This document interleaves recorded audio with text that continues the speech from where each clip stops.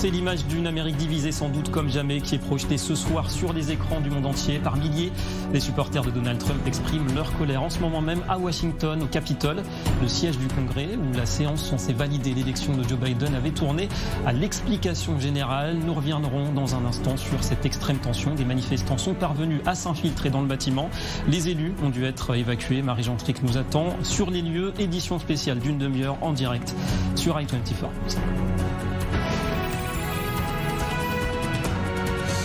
Bonsoir à tous et bienvenue. Les regards dirigés donc ce soir vers Washington. Que se passe-t-il depuis maintenant environ 2 heures? Une foule de supporters de Donald Trump a pris la direction du Capitole où le Sénat débutait la séance de validation des résultats de la présidentielle du 3 novembre dernier. Et juste avant, le président s'était adressé à eux en répétant qu'il ne reconnaîtrait pas une quelconque défaite. On va tenter de faire d'abord un petit peu d'ordre dans tous ces développements. Marie-Jean Tric nous attend justement en direct de Washington et des abords du Capitole puisque c'est là où tout se passe en ce moment. Bonjour Marie. Et on savait que cette date du 6 janvier, Marie, s'annonçait comme celle de toutes les tensions. Ça s'est confirmé au fil de la journée.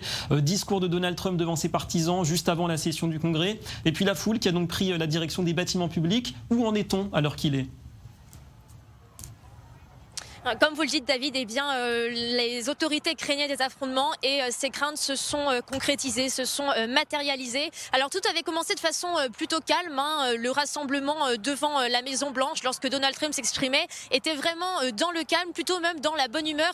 Mais tout a dégénéré lorsque la foule s'est dirigée vers le Capitole, le bâtiment du Congrès américain. On a pu voir des manifestants se hisser sur le balcon du Congrès et certains manifestants ont réussi à s'infiltrer au sein du bâtiment. Je parlais il y a quelques minutes avec l'un des manifestants qui a réussi à pénétrer à l'intérieur du bâtiment, qui m'expliquait en fait que les manifestants avaient cassé les vitres du bâtiment et que c'est comme ça qu'ils avaient réussi à s'infiltrer à l'intérieur. Alors les élus ont été évacués. On sait notamment que Mike Pence, le vice-président américain, a lui été évacué dans un endroit en sécurité. C'est ce que la presse américaine rapporte. La presse américaine rapporte également que les élus doivent porter des masques puisque la police utilise des gaz lacrymogènes contre les manifestants. Donc énormément de tensions. Je parlais avec quelques manifestants qui étaient un petit peu à l'écart tout à l'heure, qui me disaient qu'ils ne s'attendaient pas à cela. Ils ne s'attendaient pas à ce que la situation dégénère à ce point. Donc vraiment une situation en effet extrêmement tendue. Donc vous le dites, évacuation des élus du Congrès, une séance de validation des élections qui était déjà houleuse. On l'a vu avec des contestations de résultats de la part de certains sénateurs républicains. Ted Cruz en tête. Oui, tout à fait.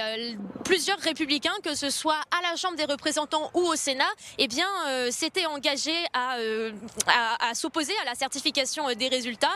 Et c'est chose qu'ils ont faite, puisque en effet, certains élus républicains ont décidé de s'opposer à la certification des résultats. Alors au final, tout cela n'était que du théâtre politique, si je puis dire, puisqu'on sait que la victoire de Joe Biden va être certifiée par le Congrès, puisqu'il n'y a pas suffisamment d'élus républicains qui comptent s'opposer à la certification des résultats. En gros, l'opposition de ces quelques élus républicains, ce qu'elle allait faire, c'était tout simplement retarder le processus, rendre le processus un petit peu plus houleux. Donc un processus qui allait déjà être retardé, et en raison de ces manifestations qui interrompent le vote au Congrès, on peut s'attendre à ce que le processus soit encore plus long que ce à quoi l'on pouvait s'attendre. Merci beaucoup Marie-Jean Tric. On vous dit à tout à l'heure. Beaucoup